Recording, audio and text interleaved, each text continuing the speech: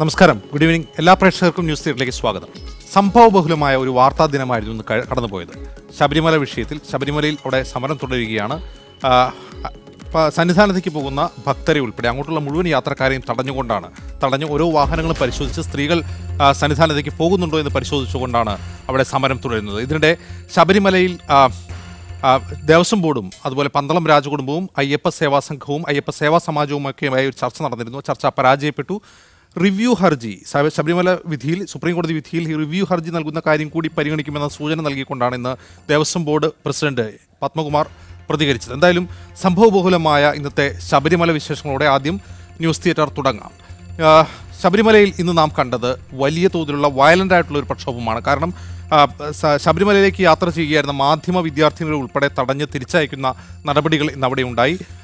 ജനങ്ങളുടെ സഞ്ചാര സ്വാതന്ത്ര്യം തന്നെ നിഷേധിക്കുന്ന രീതിയിലാണ് അവിടെ സമരം തുടരുന്നത് എന്നാണ് അവിടെ നിന്നുള്ള ദൃശ്യങ്ങളിൽ നിന്ന് നമുക്ക് മനസ്സിലാകുന്നത്. എന്തായാലും നാളെ തുലാമാസ പൂജകൾക്കായി ശബരിമല നട തുറക്കാനിരിക്കുകയാണ്. നാളെ രാവിലെ 9 മണിയോടുകൂടി ധാരാളം അയ്യപ്പ ഭക്തർ അവിടേക്ക് എത്തും. പക്ഷേ ഇപ്പോൾ നിലവിൽ അവിടെ ഭക്തന്മാരെ നിലയ്ക്കലിൽ നിന്ന് അങ്ങോട്ട് കടത്തിവിടുന്നില്ല. അവിടെ കനത്ത സുരക്ഷയാണ് പത്തനംതിട്ട ജില്ലയിലെമ്പാടുമുള്ളത്. പത്തനംതിട്ട ജില്ലയിൽ പ്രത്യേക പട്രോളിംഗ് ആരംഭിക്കുമെന്ന് പോലീസ് അറിയിച്ചിട്ടുണ്ട്.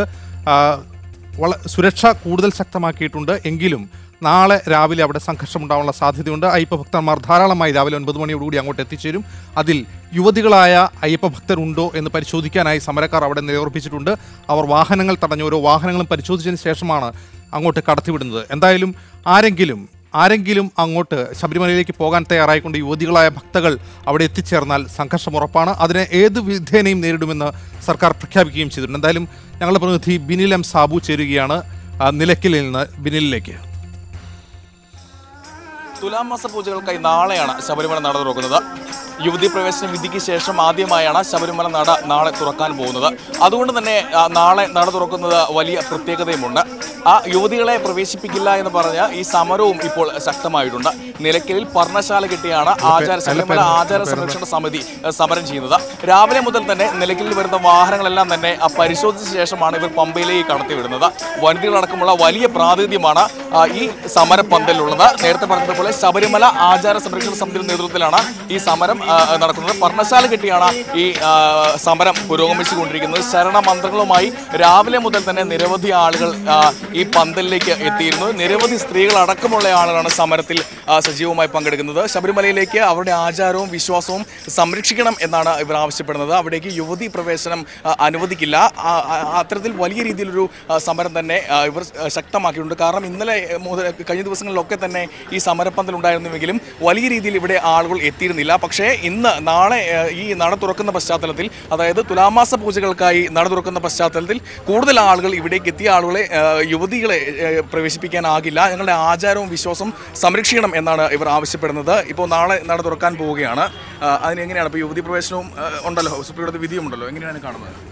ഇത് വിശ്വാസികളോടുള്ള ഒരു വെല്ലുവിളിയാണ്. ശബരിമലയിലെ ആചാരങ്ങളും അനുഷ്ഠാനങ്ങളും യാതൊരു തരത്തിലും തെറ്റിക്കരുത് എന്നാണ് ഞങ്ങൾ ഇത്രയും കാണുന്ന വിശ്വാസികൾ, കേരളത്തിലെന്നല്ല ലോകമൊത്തമുള്ള അയ്യപ്പ വിശ്വാസികളുടെ ആഗ്രഹവും അഭിലാഷവും. ഇത് സുപ്രീം കോടതി ചെയ്തിരിക്കുന്നത് ഏറ്റവും വലിയ അനീതിയാണ്. ഭക്തജനങ്ങളോട് ചെയ്തിരിക്കുന്ന ഏറ്റവും വലിയ അനീതിയാണ്. അതാണ് എൻ്റെ അഭിപ്രായം.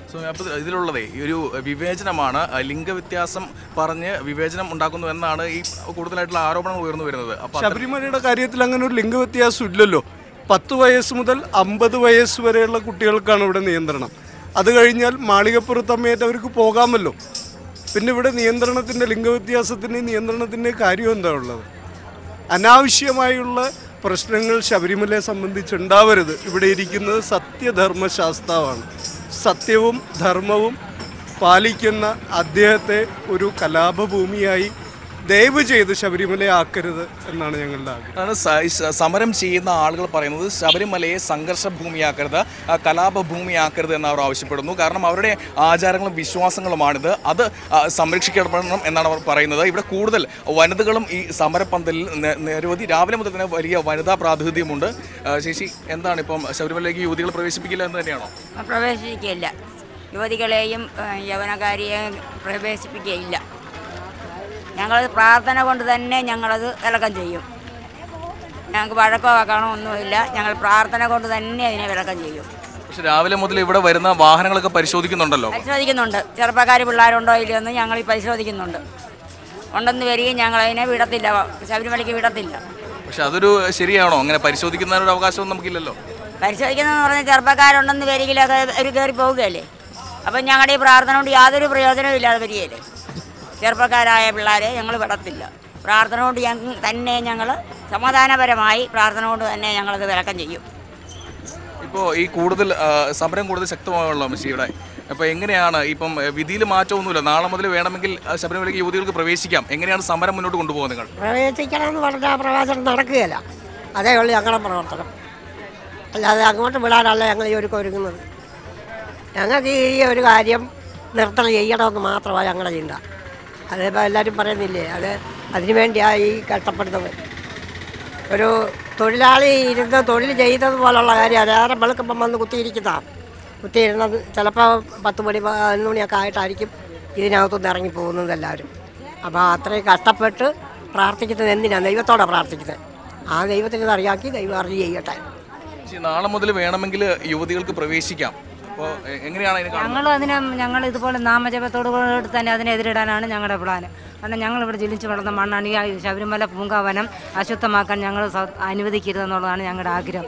അത് സത്യസന്ധമായിട്ട് തന്നെ ഞങ്ങൾ പരിപാലിക്കണമെന്നുള്ള ആഗ്രഹക്കാരാണ് ഞങ്ങൾ ഇവിടിരിക്കുന്ന ഭൂരിപക്ഷം ആൾക്കാരും. നാളെ ഇപ്പം നട തുറക്കുകയാണ്. അപ്പോൾ എങ്ങനെയാണ് സമരം? നിങ്ങൾ കൂടുതൽ സമരം ഞങ്ങൾ ഇതുപോലെ ജപമാലയോടുകൂടി തന്നെ സമരം ഞങ്ങൾ മുന്നോട്ട് കൊണ്ടുപോകാൻ ആഗ്രഹിക്കുന്നു.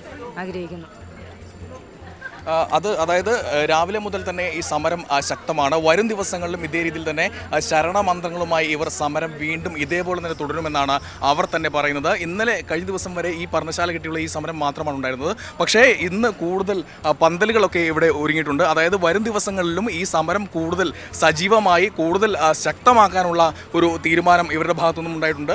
അത്തരത്തിൽ വരും ദിവസങ്ങളിലും, അതായത് നാളെ ശബരിമല നട തുറക്കുകയാണ്. അതുകൊണ്ട് തന്നെ നാളെ പ്രത്യേകതയുള്ളൊരു ദിവസമാണ്. യുവതി പ്രവേശനത്തിന് വിലക്കില്ല. നാളെ യുവതികൾക്ക് വേണമെങ്കിൽ ഈ ശബരിമലയ്ക്ക് പ്രവേശിക്കാം. അതുകൊണ്ട് തന്നെ സമരവും പ്രതിഷേധങ്ങളുമൊക്കെ നാളെ മുതൽ ശക്തമായി തന്നെ ഉണ്ടാവാനാണ് സാധ്യത.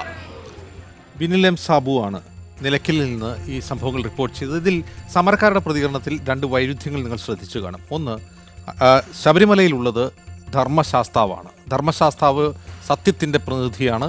അവിടെ ഒരു കലാപഭൂമിയാക്കാൻ ഞങ്ങൾ അനുവദിക്കില്ല എന്നാണ് പറയുന്നത്. പക്ഷേ ധർമ്മശാസ്താവ് ഒരു നൈഷ്ഠിക ബ്രഹ്മചാരിയല്ല. അങ്ങനെ ഒരു മറുചോദ്യം ചോദിച്ചാൽ പറയും ധർമ്മശാസ്താവല്ല, അവിടെ സ്വാമി അയ്യപ്പനാണെന്ന് അവർ പറയും. മറ്റൊരു സ്ത്രീ, ഒരു വനിതയായ സമരനായികയുടെ പ്രതികരണം കേട്ടു. അവർ പറയുന്നത് ഞങ്ങൾ പ്രാർത്ഥന കൊണ്ട് യുവതീ പ്രവേശത്തെ വിലക്കുമെന്നാണ് പറയുന്നത്. പിന്നെ എന്തിനാണ് വാഹനം തടഞ്ഞ് പരിശോധിക്കുന്നതെന്ന് ചോദിച്ചപ്പോൾ അവരാരെങ്കിലും അങ്ങോട്ട് കടന്നു പോയാൽ ഞങ്ങളുടെ പ്രാർത്ഥന വൃഥാവിലാവില്ലേ എന്നാണ്. അപ്പോൾ ഇത്തരത്തിൽ വൈരുദ്ധ്യങ്ങളുള്ള, പ്രത്യക്ഷത്തിൽ തന്നെ വൈരുദ്ധ്യങ്ങൾ ഉണ്ട് എന്ന് തോന്നുന്ന തരത്തിലുള്ള പ്രതികരണങ്ങളാണ് സമരക്കാരിൽ ഉണ്ടാകുന്നത്.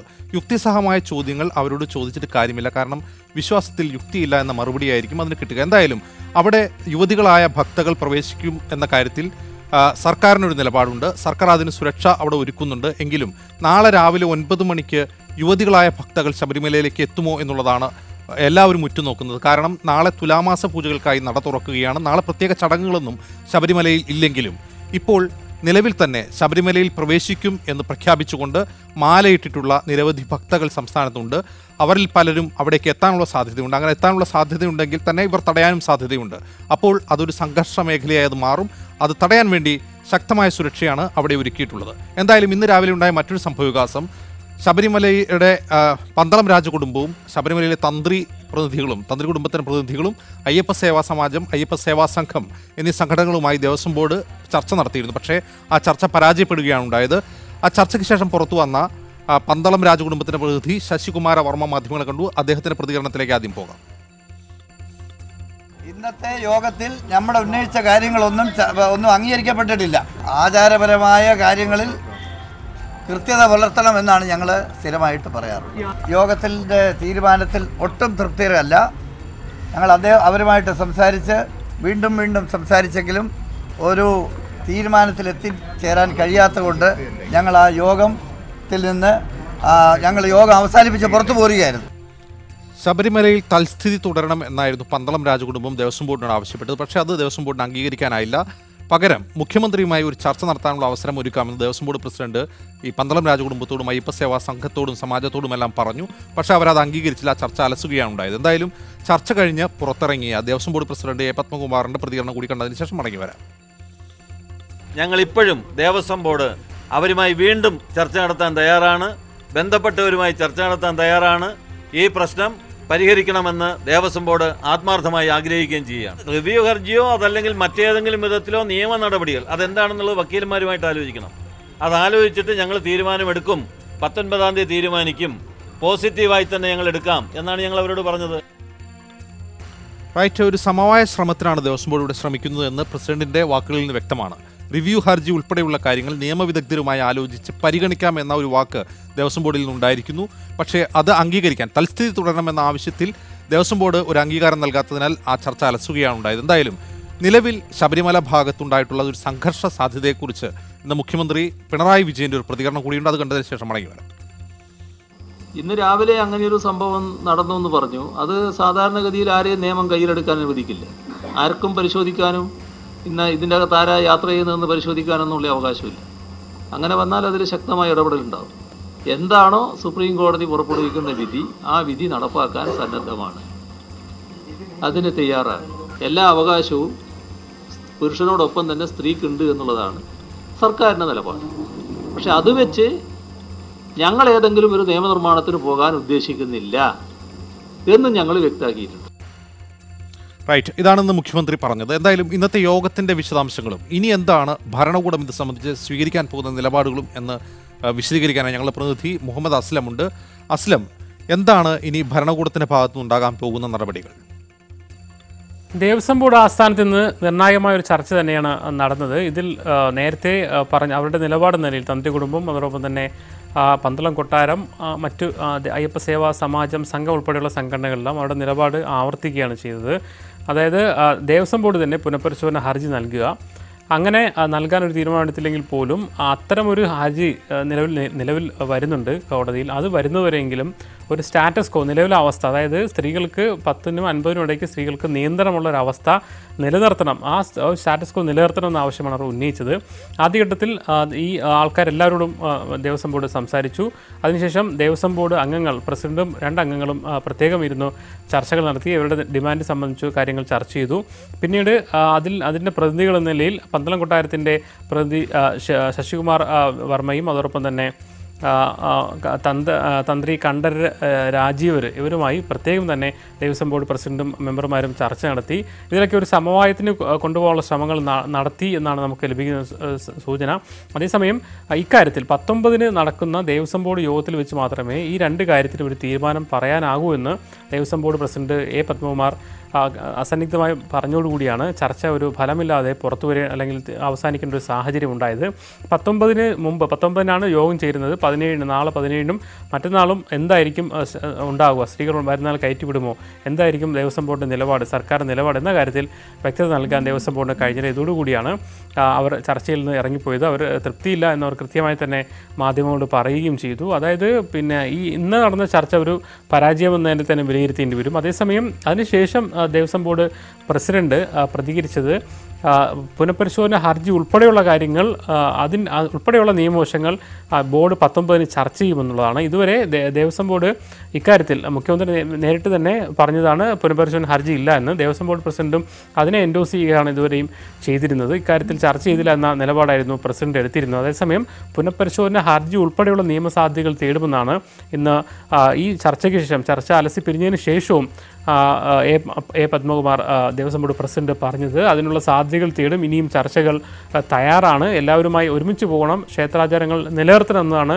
ദേവസ്വം ബോർഡ് നിലപാടെന്നും വ്യക്തമാക്കുകയുണ്ട്. അത്തരത്തിൽ ഇനിയും ഒരു ചർച്ചയ്ക്കുള്ള സാധ്യത തുറന്നിടുകയാണ് ദേവസ്വം ബോർഡ് പ്രസിഡന്റ് ചെയ്തത്.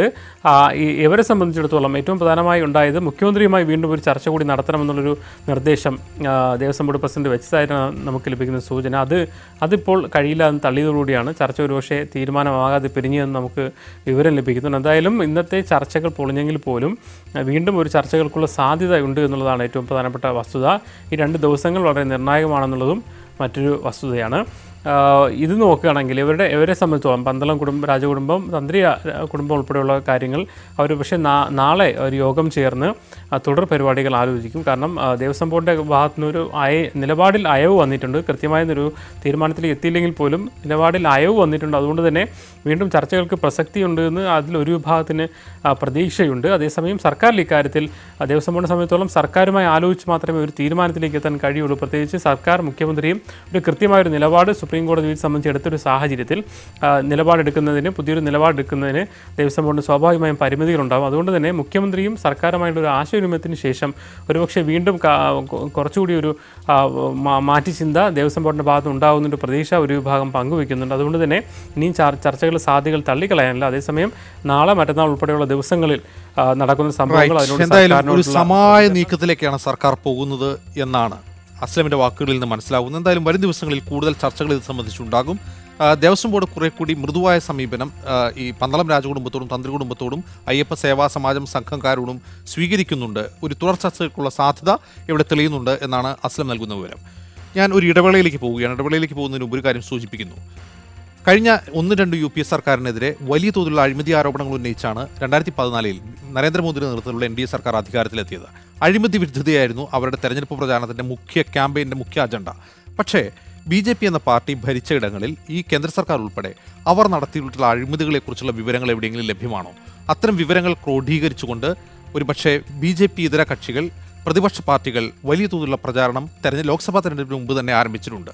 A മുതൽ Z വരെയുള്ള അക്ഷരമാലാക്രമത്തിൽ അവരത് പ്രസിദ്ധീകരിച്ചു കഴിഞ്ഞിരിക്കുന്നു. അതിൻ്റെ വിശദാംശങ്ങളിലേക്കാണ് ഇടവേളയ്ക്ക് ശേഷം ഞാൻ വരുന്നത്. വളരെ പെട്ടെന്ന് മടങ്ങിയെത്താം ഇടവേളയ്ക്ക് ശേഷം.